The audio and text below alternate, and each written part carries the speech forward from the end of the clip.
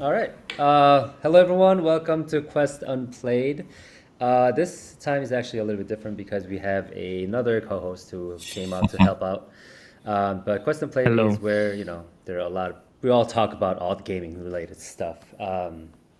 And I'm George, the host of or co-host of Quest Unplayed, and today's quest is joined by Gabriel. Hello. And thank you for having me. That's a pleasure for me too. Yeah, Gabriel is one of our partner writers, so he also is a content creator as well. And we have another guest today, Tobias. Yeah, hey George, hey Gabriel, thank you very much for having me. It's an honor. My coffee is ready, so let's go. All right, should be fun. All Perfect. right, awesome. That is amazing. So Tobias is actually from Warhorse Studio, and we're going to be talking a lot about Kingdom Come Deliverance, obviously one of the best Hmm. games of the year. Yeah, and thank you to for helping out and coming to the podcast. And this podcast is sponsored by Minimap, your ultimate gaming hub. You can do basically everything on a lot of things, track your games and stuff. You should actually track your games as well, Tobias, if you have to get a chance, because we have ridiculous amount of hours spent on Kingdom Come Deliverance 2. I've seen a lot of people does. I actually saw someone, it wasn't from our community, but spending like 1,100 hours into the game, and I was It's like Yeah, a surprised. it's like second life. it's crazy. We had several players like that for KCD1 and also in KCD2. It's a bit unreal. Whenever we were guesstimating the gameplay time of KCD1 or KCD2, it was like, yeah, I don't know, the KCD2 like maybe 80 hours or so, and KCD1 maybe 70, 60, something like that.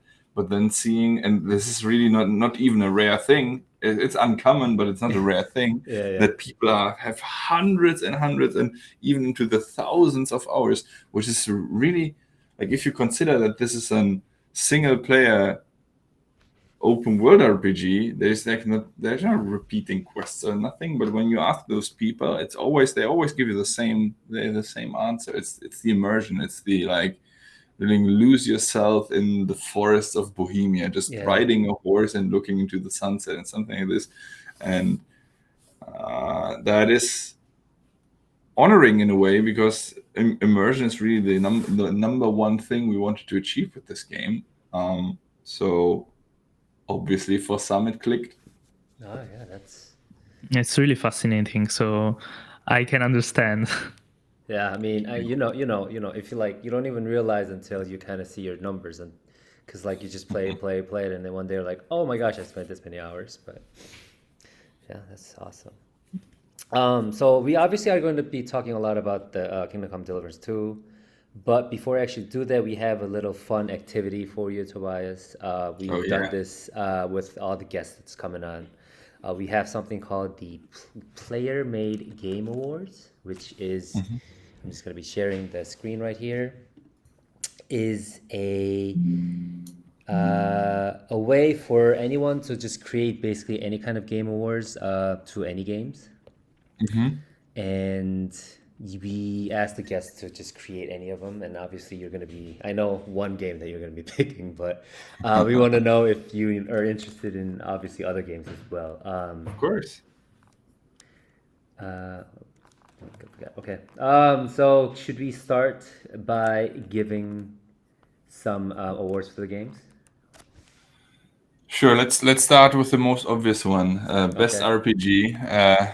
This is something. RPG of the year. Absolutely. Yeah, you're typing it already. Yeah. I believe. Well, I shouldn't be biased and stuff. Of course, 2025 was a great year. Of Uh, course. absolutely. But on the RPG, in the RPG section, Mm-hmm. I will be salty if we don't win an Yeah. RPG award. Yeah. So, in my opinion, 2025, uh, best RPG. But you have to consider it from all the different angles, right? From all the Mm. things it offers, from the choices that your decisions alter the game, that Mm-hmm. there's day and night cycles, that people are reacting to you, that there's a crime system that is doing something. There's so many like systems that you don't even see, but you feel like that they are there. That you can, I don't know, punch a chicken and then talk your way out through the guard with a super funny quest line, the dialogue line that we tried so hard to think of so many things that can happen. In one quest, you're carrying a dude and you're getting across a anthill, and if you throw him on the anthill just because you feel evil or something, he has a dialogue line for that, like, no, why don't you? Why do you throw me on the ants? And this is like not even quest related that much. So RPG wise, I think best RPG is KCD2. Yeah, it has to be KCD2. I So is it agree. just It's not. here, or are we It's doing not turns just here? numbers. Yeah. It's not just numbers. When you actually can feel the world alive because of what you do, it's really the meaning of RPG. No, you're having a role in the world, and that's the fun part. Yes. And I voted for it too. Nice. Any other games you wanna kind of shout out, or personal choices? Maybe. And should it be like 2025 games, or? It doesn't have to be 2025 games. Well, I have a fun award, but I have to think about who I put there. How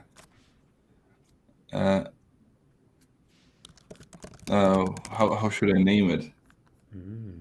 The love brands I hate most, or something like this. So you have, you know how you play games over and over again because you love them, but equally they make you hate the game so much because of stuff in there, like Love-hate game. yeah, how should I I so love the for game. instance, right, I do love NHL. I'm an NHL fan. I play it every year. I get the NHL, the latest NHL every year, and every year again and again I'm shouting at this. I love it, but I'm shouting at the screen how much I hate it. So Which and I NHL then game? get the next year, get it again and get it again, get it again. So NHL 25 is my, for this year, the game I love and hate most. I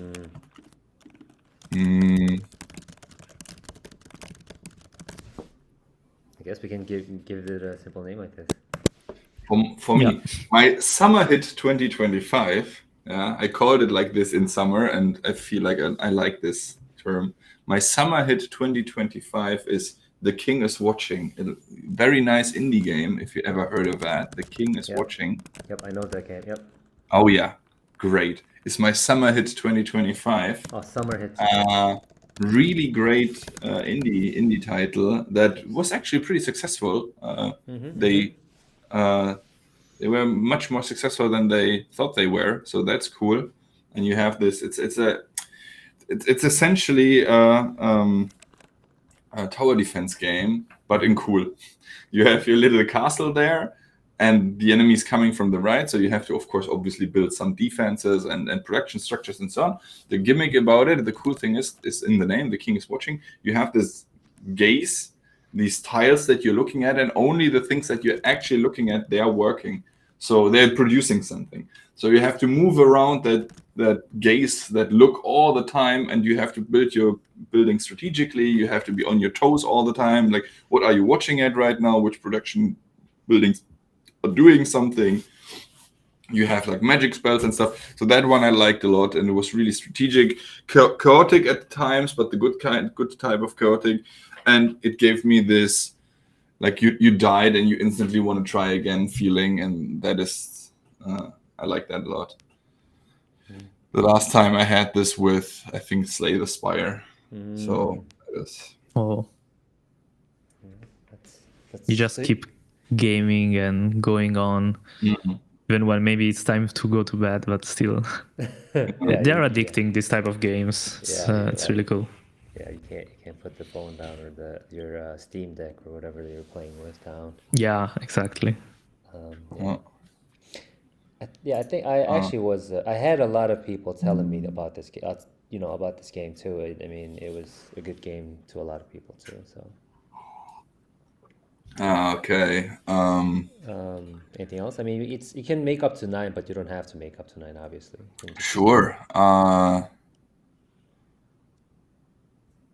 I'm thinking of. So I'm a huge Anno fan. There was just the Anno 117 as the new game, but I'm not. It's great, but it still needs some time. Anno Pax Romana or something. Pax Romana. Yeah. There you go. Anno 117 Pax Romana. It's a great game, and it gets my award for looking forward to well, how should I call it? It's released already, but it's not there yet, in my opinion. But it's great already. It has the waiting. I don't know. Almost there. The almost there award goes The to almost there award. Anno 117. Okay. Uh-huh. So you do love Civ as well, or no? Civ is not No, your... not a big fan. I'm never really good. I don't care. So Civ is not really a franchise that I really was into at any time. I was always into Anno. It's a German game. I'm half German, so there's some sentiment to it. Anno 1800, the one before, is in my opinion a masterpiece. And it's among my top 3 of all time, same as XCOM 2 and Crusader Kings 3. The award to I always return the always returning award goes to Crusader Kings 3, because always returning award, exactly, Crusader Kings 3. Because funny little thing, whenever I'm on vacation, this year I was in Thailand, I was in Sardinia. When I'm returning home from vacation, then I'm usually restarting Crusader. I was in China not long. Sorry, in South Korea not long ago. So I'm right now playing South Korean save Crusader Kings. So whenever I'm returning from some long trip, then I'm returning to Crusader Kings 3 and start a new save and play that nation I've been to. Oh, always returning award. That's amazing. Yeah. Always returning award. You love strategic games, by the way. Yeah. Oh yeah. It's really cool. I started in Football Manager 26. That is what I am playing right now. I need to come up with an award that sounds positive. It's, in my Steam top 10, there's at least 5 times Football Manager. So is it there? Football Manager 20? Oh, it's there you go. I need to come up with an award. So in my top 10 on Steam is 5 times Football Manager. So, and I burn a tremendous amount of time in this game. It's really, if you ever heard of it or played, so if you enjoy looking at numbers and data and Excel sheets pretty much, then this is like Excel the game.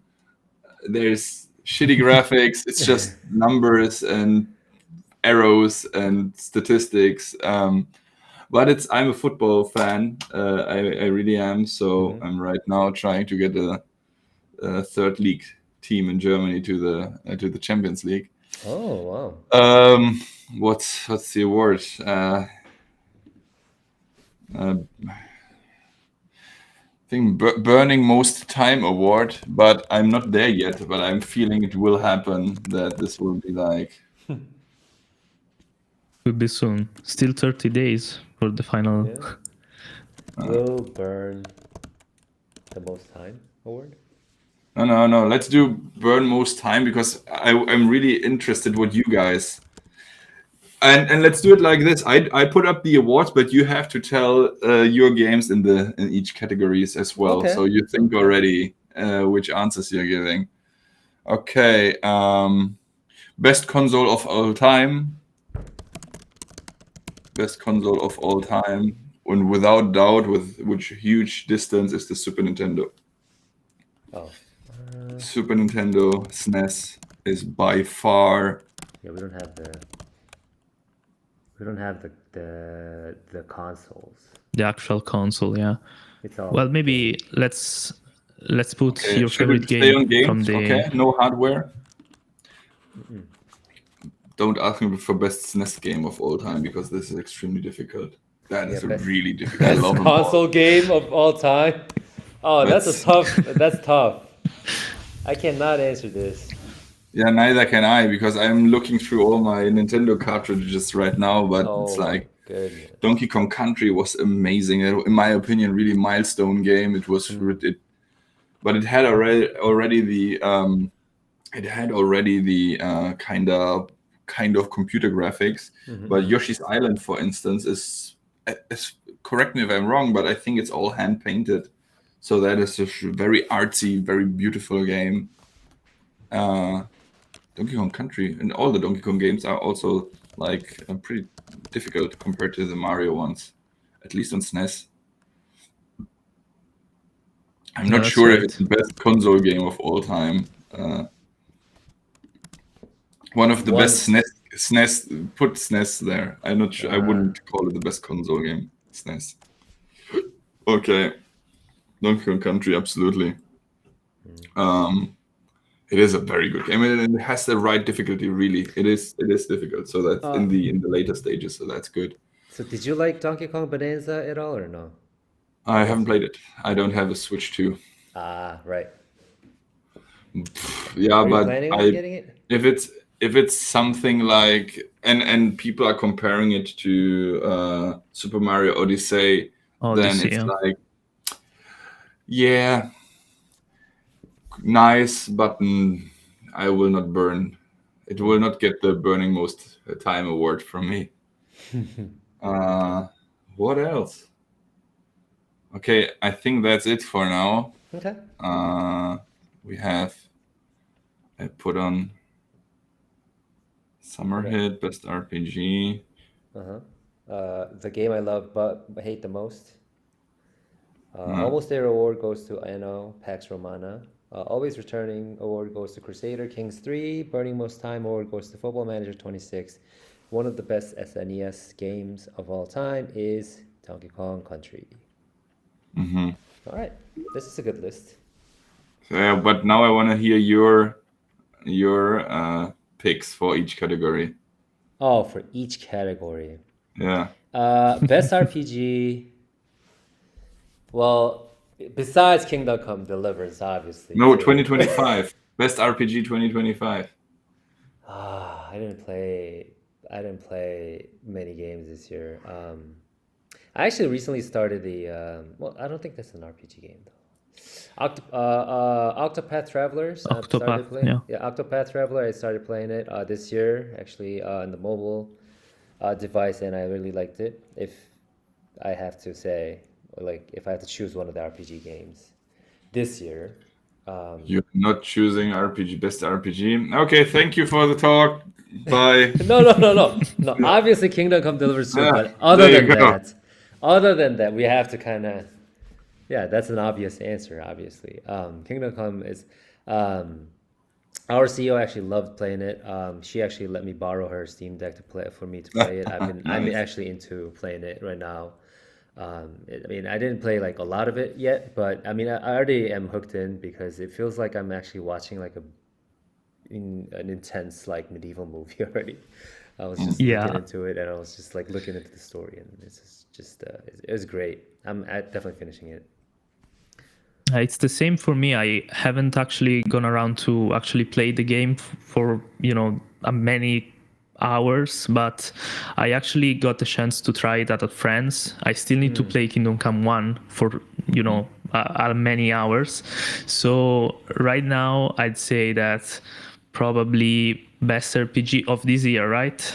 2025. I gotta say the other RPG I can think of is just Expedition, and I'm still playing it, so probably that one. But I actually prefer games where you can actually, first-person RPGs where you can actually do things around the world and immerse yourself. I actually prefer them. So after finishing it, it's probably gonna be it and just that. Yeah, because Expedition is turn-based. Yeah, it's turn-based. And, and Kingdom Come is more like an interactive.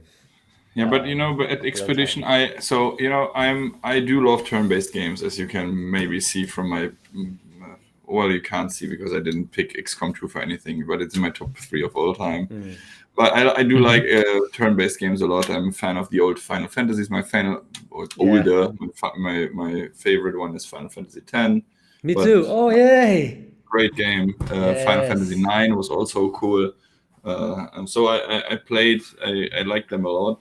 But with Clair Obscur, the turn-based combat is fun, and it was fun when I played it in the beginning. But then for me, it felt extremely repetitive then, because it was then always the same. Not only that, it's also a bit unbalanced on a way.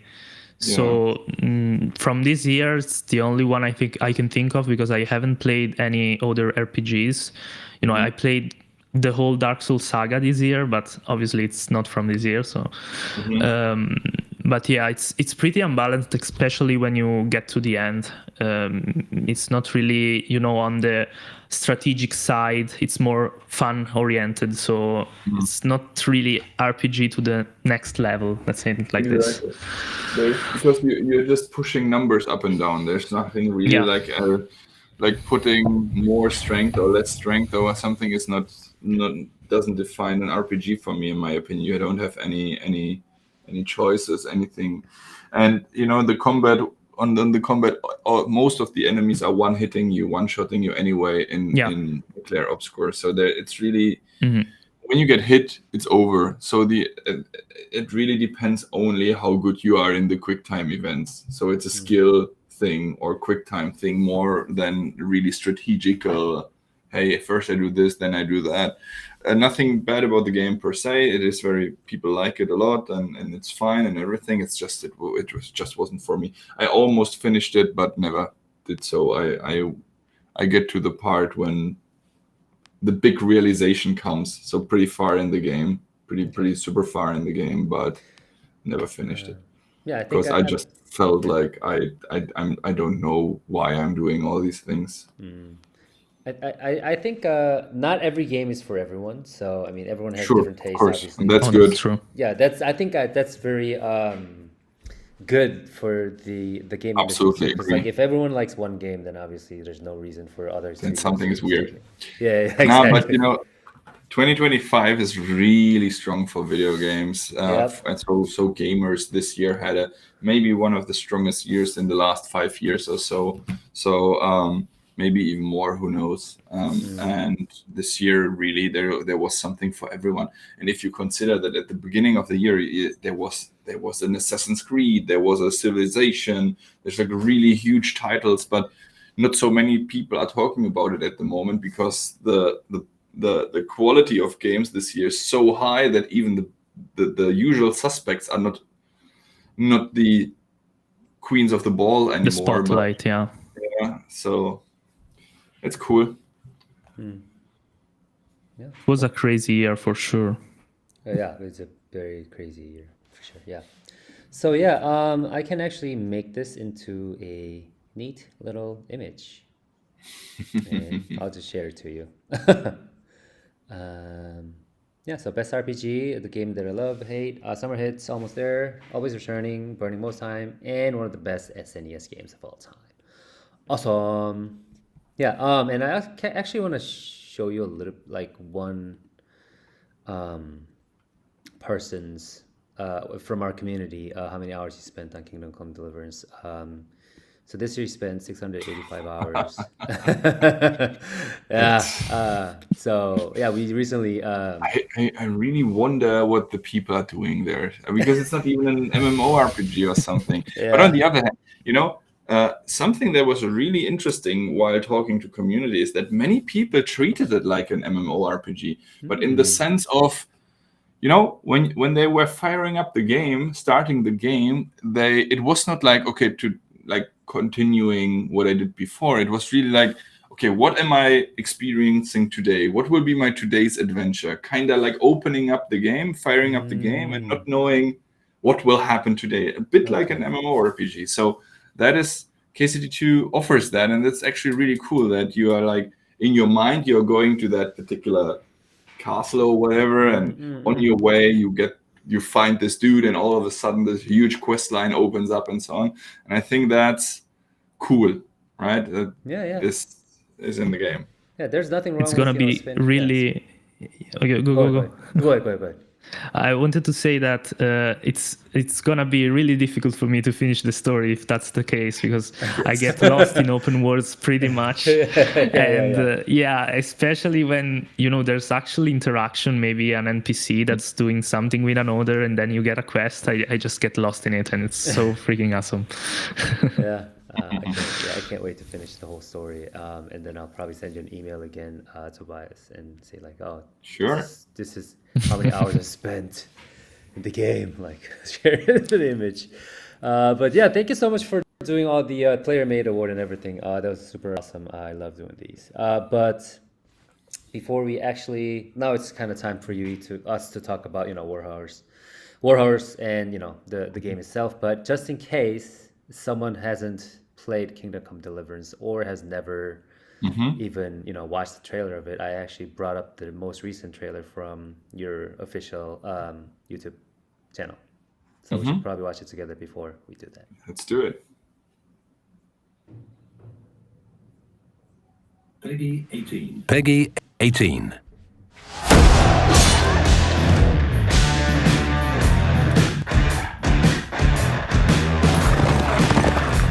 That is fucking impressive. Ordentes Fortuna, you are! Are you glad to be finally out of that hellhole where we can finally enjoy some adventure? See a bit of the world!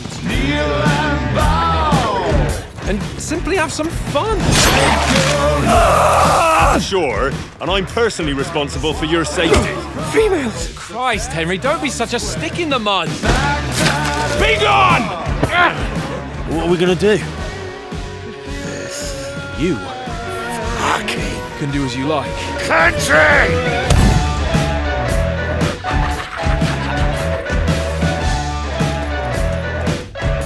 You've been lying to me all this time, and you dragged me into it. Let me introduce a young master of our craft and new owner of Kutenberg's old forge, Henry of Skalitz. When the Black Death last swept the town, it also started slowly. I want to see a bit of the world. Learn things, have more adventures. I don't want to be stuck in some hole in the woods. One day you'll realize that's exactly what you want. What the fuck is that? Take cover!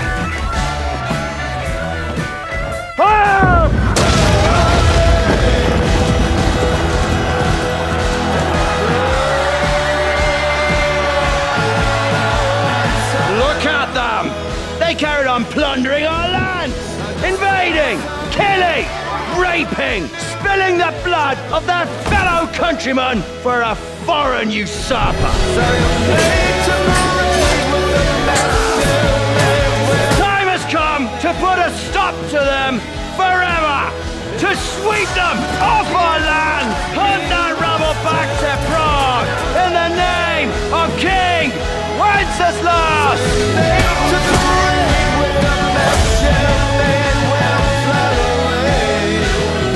You can't do this, kill them!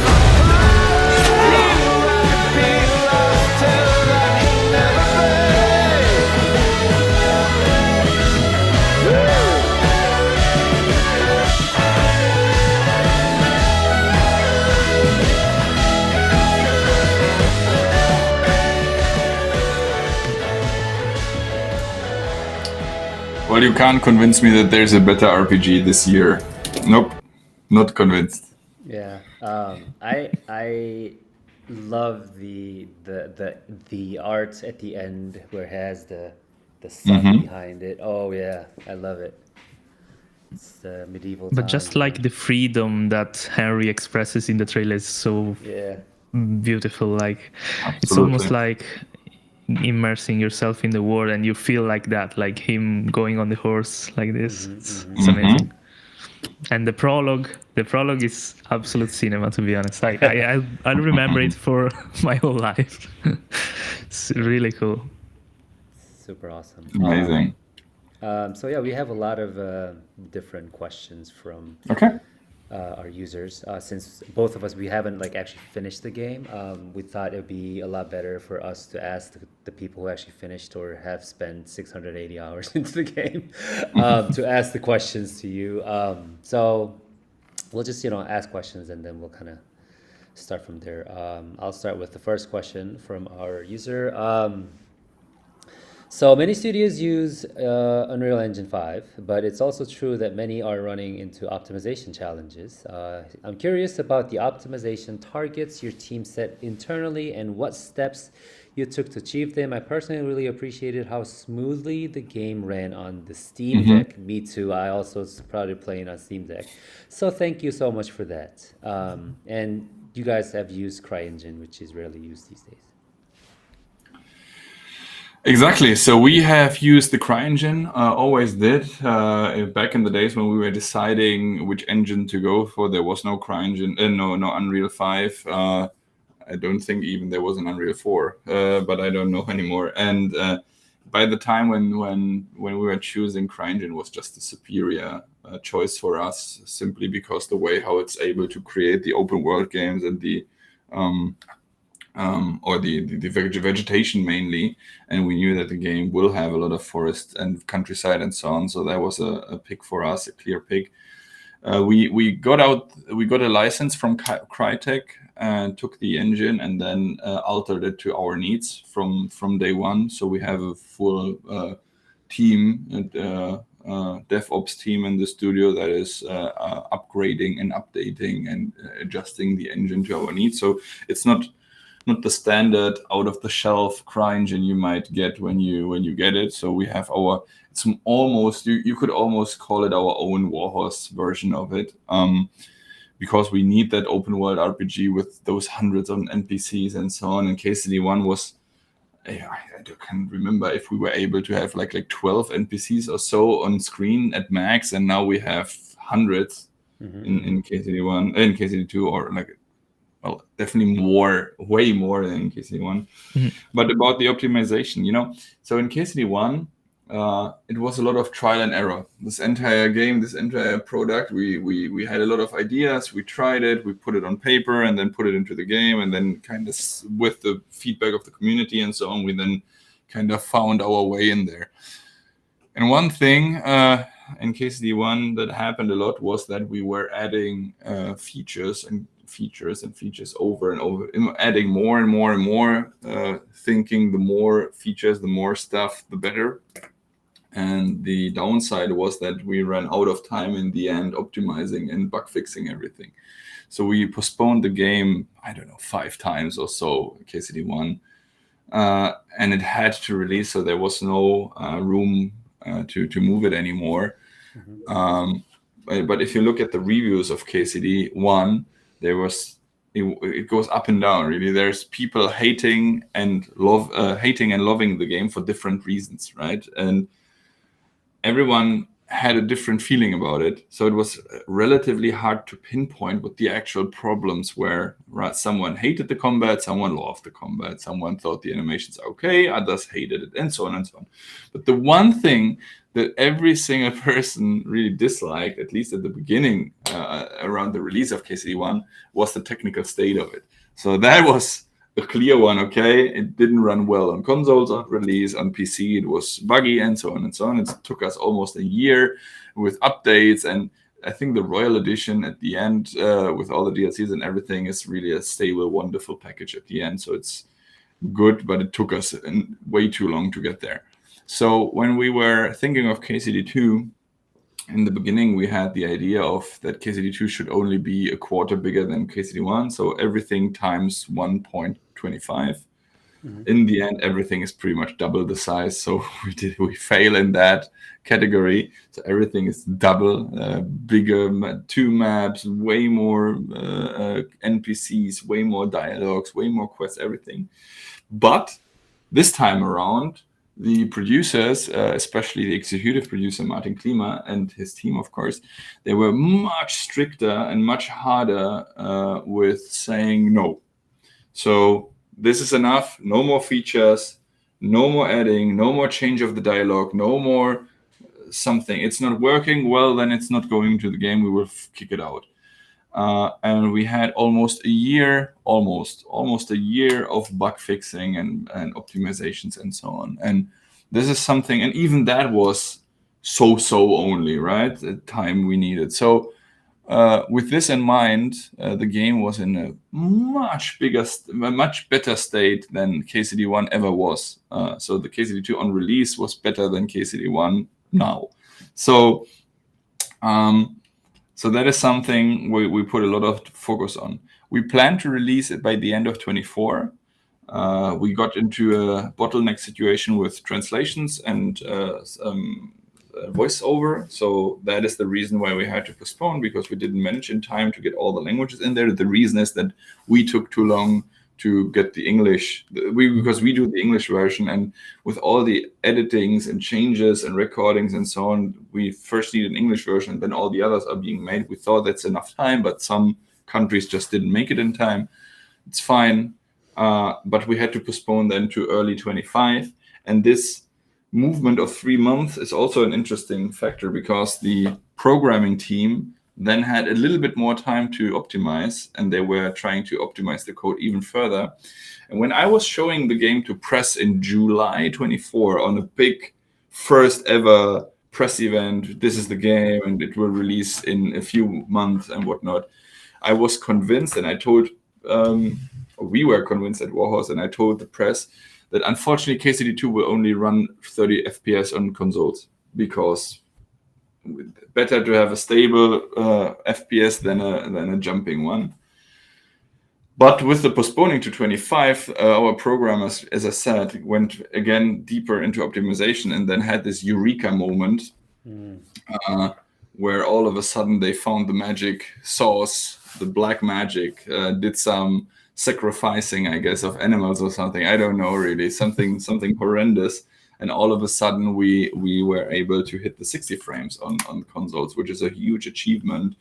And those optimizations that we did for the consoles, even for the weaker ones, also benefited the PC version, because we are trying to have it on parity. And then all the clever things we do for consoles, we then also go put on PC if possible, without, of course, like making the quality worse on PC. But the result was that on PC, it runs like 120 frames or something crazy, even more.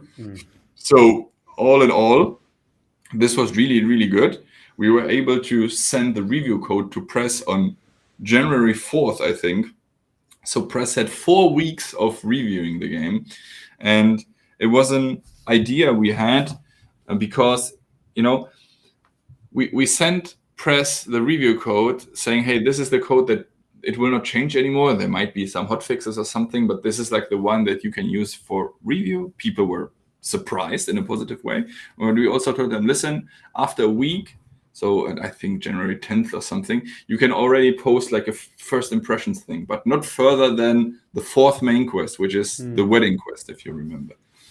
And I thought, hey, that's fine. That's like, I don't know, roughly 10 hours into the game or so. Fine.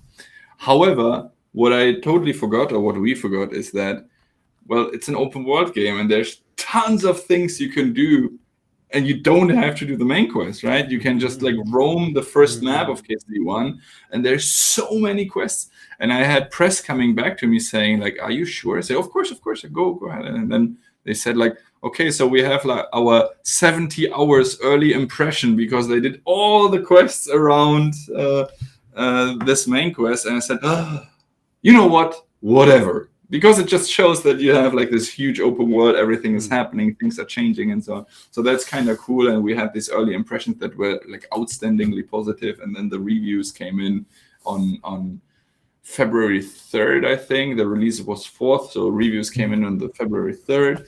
And it was like 9 out of 10 pretty much everywhere. So that was good.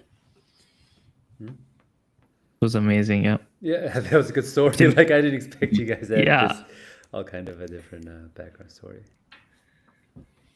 Yeah, especially like in 2025, where optimization isn't really a focus anymore, I'd say, especially on PC. So it was really amazing, especially for like the articles. I remember seeing KCD2, it's much better, runs much better. It's also like almost a photo of reality.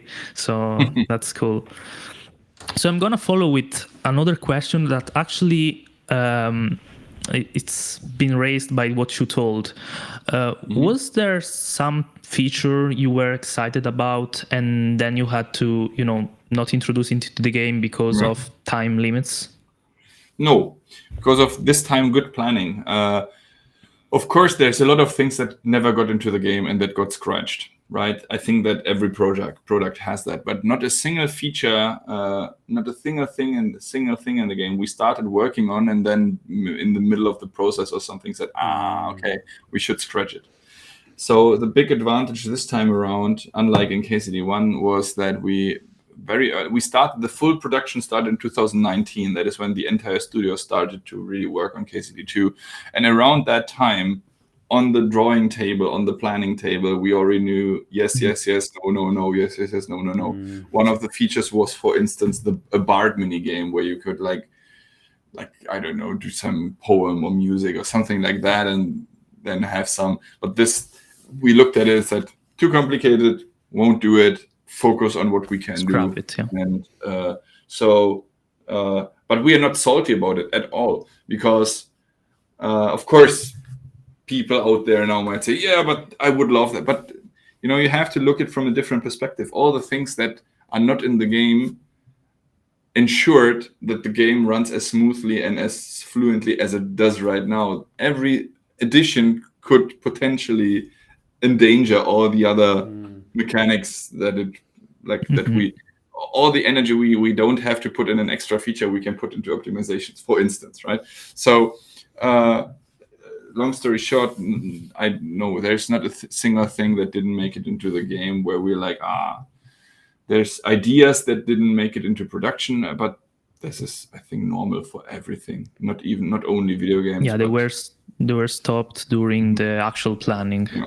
Oh, that's amazing. Yeah, because it sounds like your team is just well organized and you guys communicate extremely well. Because because a lot of studios, there's miscommunications and you said this, we said that, let's do this, and then start developing, wasting time, and then scrapping it. They happen a lot. Yeah, this always happens, and it surely also happened at Warhorse. But at least what the features and these we didn't develop into one ways anymore, so that's good. So we didn't have to scratch anything. But in KCD1, I think when I started in 2014, we were 35 people or so. So it was, and everything we did, most of the stuff we did until release was really punk in a way. We tried stuff for the first time. We developed combat and then in the middle found out that the combat is shit and we have to redo it again. And so these kind of things, we are really punk in KCD1. And we did,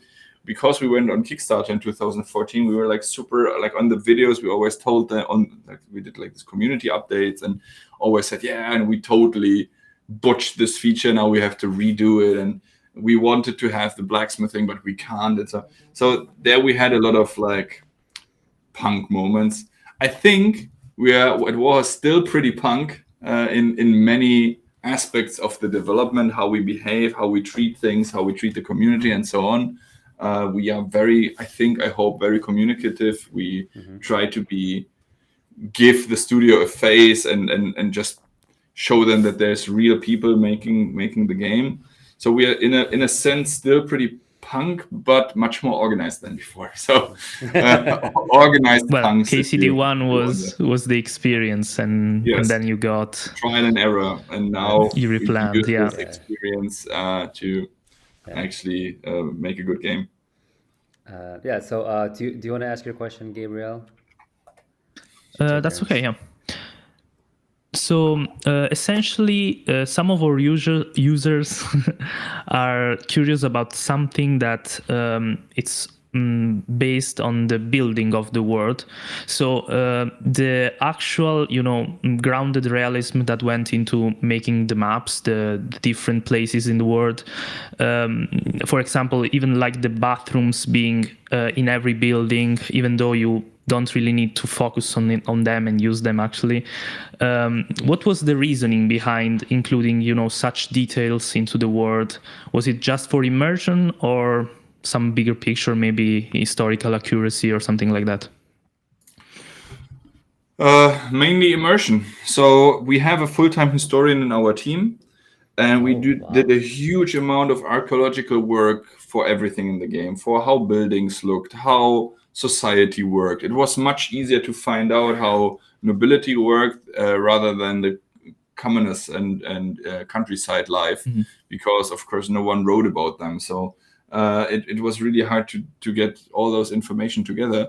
But it's mainly an immersion thing, because what we want to achieve with KCD2 is not a simulation, but this like 100% you are like being sucked into this medieval world that you're absolutely, everything we're showing in there should at least be plausible. Yeah, some quests are over the top, some quests are maybe too much, maybe there are too many shortcuts in a way, like but all the things in there should at least be plausible in a way. And we strongly believe that this extra work we put into this immersion and into the world pays off, because when you as a player play the game, and even though you are not a medieval like historian or whatever, like a enthusiast, and don't know nothing about the Middle Ages and whatnot, the more of those things that are off, even though you can't really pinpoint what exactly it is, the more it feels like you're getting bullshitted. Like, wait a moment, this is just a stage or something. Something's wrong. I don't know what, but something's wrong. People need to go. And you actually, sorry. Yeah, come again. You actually answered another question, which was on balancing the history accuracy and the narrative, if there were any difficulties, and you just answered it like this.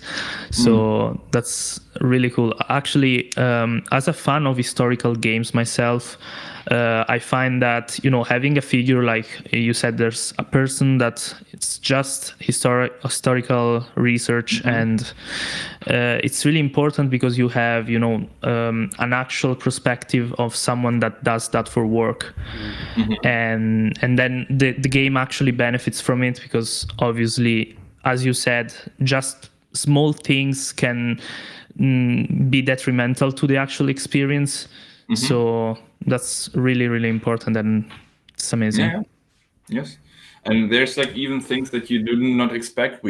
For instance, we bought a star map of the year of early summer 1403, and there was one dude, one star pro or whatever, who found out and read it and said, wait a moment, they have like the real, it looks like the really 1403 star map or whatever. He said, yeah, but we didn't tell anyone. But the one person that knows about it is super happy that he found out. So it's like really, wow. But you need to also consider that at Warhorse Studios, there's many developers in the team that are not game developers per se, at least not from their origin. So we have architects, real architects that are working at Warhorse Studios, making the buildings. We have sculpturists who are character artists. We have oil painters who are concept artists and so on, right? So we have this historians that are now working on histories in video game. So we have this really interesting mix of people who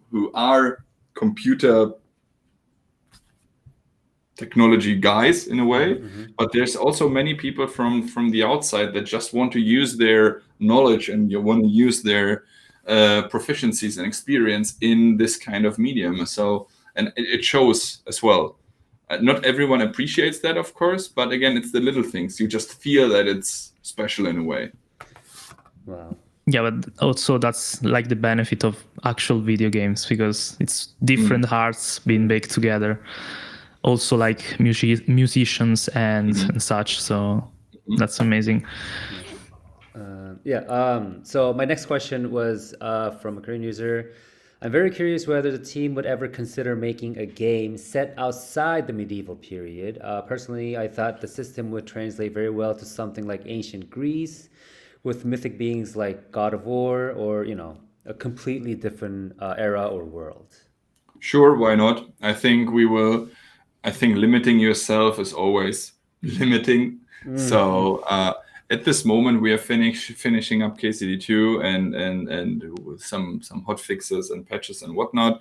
Then the studio will take a little tiny break, because right after the release, I can remember everyone was saying like, oh, and now you can have a big break, but we couldn't, because the next day we did patches and DLCs and whatnot. Yeah, there's no way. So we will now recharge a little bit, and then in January come back with something new. And of course, can we imagine it? Of course we can imagine it. We cannot imagine, that is maybe the important answer. We cannot imagine doing something outside of RPGs. So we will definitely do RPGs. We feel at home there. I said in one interview that we want to become the new kings of RPGs. So I'm still okay, a little ambition there. Okay. On track. That's why I want the RPG award. Yeah, that's good. That's a good mindset. But the topic, what exactly it will be, that is something we will surprise you. Maybe next year, maybe the year after. I think it also he also kind of answered the question, one of your questions, Gabriel, too, right? The plans after. Well, yeah, it was about a sequel plan. It was mostly on KCD3, but as you said, you're gonna figure it out. So yeah. So we have a team of 280 right now. As I said, I started when we were 35. Now we are 280. Yeah. So that's a big change. And you want to keep the troops entertained, so you need to work for everyone, of course. So we already started with some prototypes of different things, and now we have to see which of these things actually we will pursue further. Oh, that's exciting! Like you guys are already kind of prototyping. That's awesome. Yeah, it's exciting because the majority of the team is like slowing down now and getting ready for holiday season, and some part of the team, some smaller part, is trying to figure out the prototype. So it's cool. Really looking forward to next year, and then hopefully announce as soon as possible. I have another question. Besides Henry, who is your personal favorite character and why? So I think it's a difficult question, because there's many. I think our character cast is really, really strong. One of the obvious answers is Adder. I like the Polish dude because he's overpainted, but has a much deeper story than one would expect on first glance. I like Godwin a lot, Father Godwin, because in the first game he's more like a caricature and a joke, pretty much, because you just, in KCD1, you are having like this very infamous quest. You're getting drunk with them and with him. But in KCD2, you see again his deep side and why he's behaving, how he's behaving, what his backstory is. There's a very interesting character. I do not know his name in English at the moment. I'm sorry. He's the huntsman, the drunk huntsman. You meet him very early on the first map. He's jumping off from some tree and he's breaking his ankle almost. And he's extremely drunk. And then on the wedding, you also meet him and he tells you that, please, Henry, make sure that I don't get wasted. And he's kind of a joke again, caricature. You like laugh about him, this drunk idiot, whatnot. But if you spend some time with him, if you do some questing with him, you start to, and he opens up to you then, and he tells you why he's so drunk all the time and why he's so drinking. And you figure out that he has a huge traumatic experience going on, and that he's drinking because he wants to forget. And you all of a sudden see this like deep trauma that he has inside him. And I think, again, this is also a very strong side of KCD, that the characters most of the characters, really the majority of characters, they have some deep story around them. So this huntsman is also very interesting because of this, he's so funny, but in reality he's just pretending because he had this traumatic situation. But I could go on like this forever. Dry Devil, because all the characters. Dry Devil, a terrible dude, really, but he's there when you need him, and so on. So Jan Žižka, great leader. He's a historical character, same as Dry Devil. So Jan Žižka, a bit later in time, becomes this huge warlord here in the Czech Republic, something like a national hero. So yeah, hard to say. I can tell you the character I dislike most, and that goes against public opinion. But Hans Capern is someone, not because I dislike him, not because I hate him, but because he's always getting into trouble. He always needs Henry's help. He's so ungrateful. He treats you like shit. He is your friend, yes, but also treats you like an asshole. So he's like this troublemaker where you're like, oh, not again, right? So yeah, so Hans Capern is like the most annoying one. And another Korean user actually was curious about Henry a little more. I can imagine the answer, but he was wondering why Henry sometimes feels like not like the typical heroic protagonist, but more clueless of what's happening around him. Because we didn't want to write a story about another Dragonborn, another hero, and another chosen one with the mark. And oh my god, and he's here. You know, in most RPGs, when the hero is coming into the village, everyone's like, oh, finally you are here, and now please save us from this dragon. We waited for you our entire life. And in KCD2, it's really not like this. You're coming, they were like, who the fuck are you? What do you want here? Go away. And Henry is clueless because he is clueless. We just wanted to have this regular Joe with his regular problems trying to solve irregular things. So, of course, Henry's story is fictional. Henry is fictional. And, of course, the story of Henry from rags to riches is highly unlikely. It's not like impossible that this could have happened, but the chances are really, really tiny that a person like this could do this like steep growing. But at least whenever you get, everyone treats you like shit unless you prove yourself and actually show them that you know what you're doing in a way. And I think that makes Henry super relatable in a way and likable. He's just this regular dude. And this also works for the actual type of game. You are going to play a role. So you don't start with the hero role. You are going to work towards it. Exactly. I was imagining this answer, but... Because it's the best RPG of 2025. yes. Oh, okay. I thought I interrupted. Sorry. Really, and that is very important. You can really, exactly as you said, Henry is a blank slate. When the open world opens for you, from that point on, it's really your decisions and then the resulting consequences. There's so many different mechanics: alchemy, stealth, the different weapon types, the diplomacy, Reason. and whatever you choose, whatever role you want to play, however you want to skill your Henry, the game is ready for that. You can be you can solve everything with alchemy, doing terrible potions, and the speech skill goes up and you don't have to level everything. You can completely skip that. You can focus a lot on blacksmithing, do a lot of, get very rich with that, get your own perfect weapons, everything is in shape, so you can be a war machine. So this, again, is one important point of why I think this RPG deserves that award, because you can really role play the hell out of that game, and your decisions will alter the game and will not stop it anywhere. So you cannot like really get into a one-way cross where you can't go out anymore. It's really the game will adjust. There's not 100,000 endings or so. There's only like one pretty much, and then some variations to it, right? But the how you get there, this is the important part. That's cool. But there's I feel that works. There's castles that can be destroyed or alive, people or still standing, people that can be dead or alive, depending on your choices. So your decisions do really can have a big impact. I actually like this way because you are actually experiencing the story you guys decided in this case, but you can also like shift the reality that actually leads to that final ending. So I actually prefer sometimes, because we see a lot of games that try to, have different endings, sometimes even with no differences at all.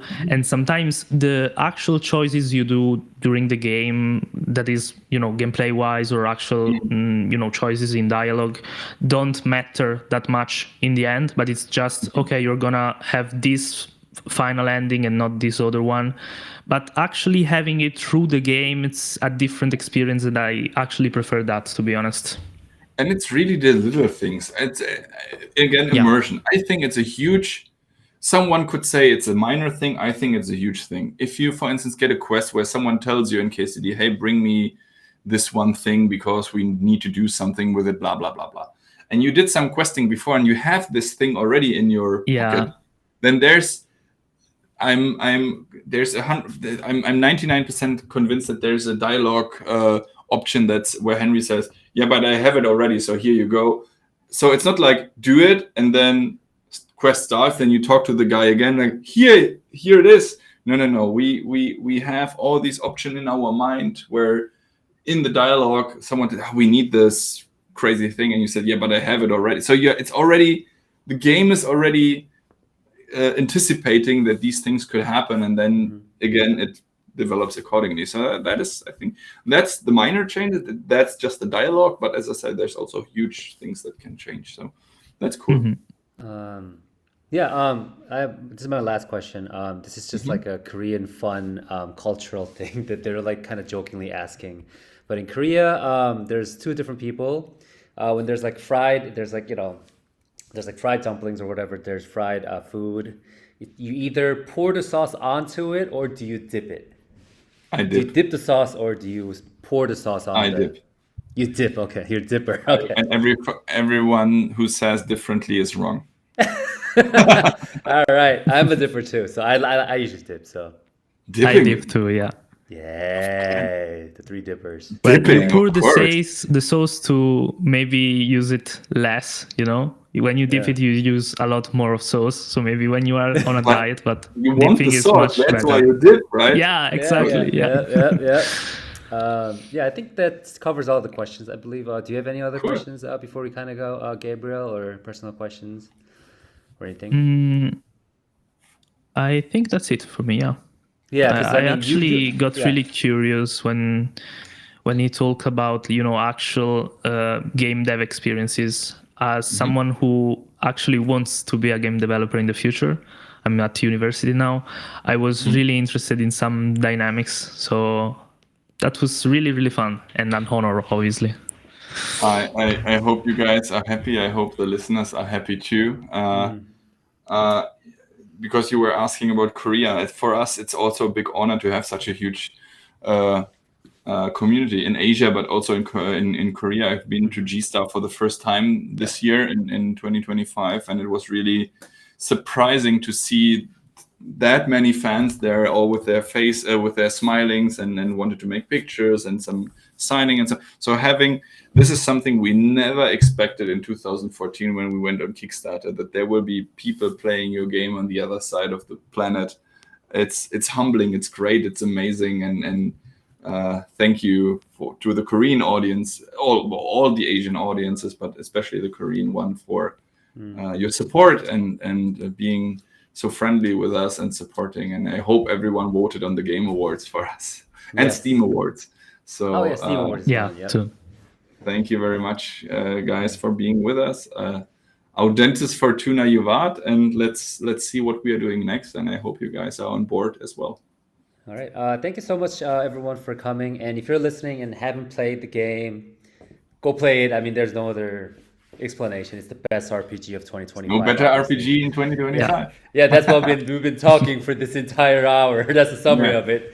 Best RPG of 2025. So TLDR, if you haven't already, you're missing out. George said it, so now it's official. Yes, it's official. So go play it. And thank you so much for coming. And also thank you for listening.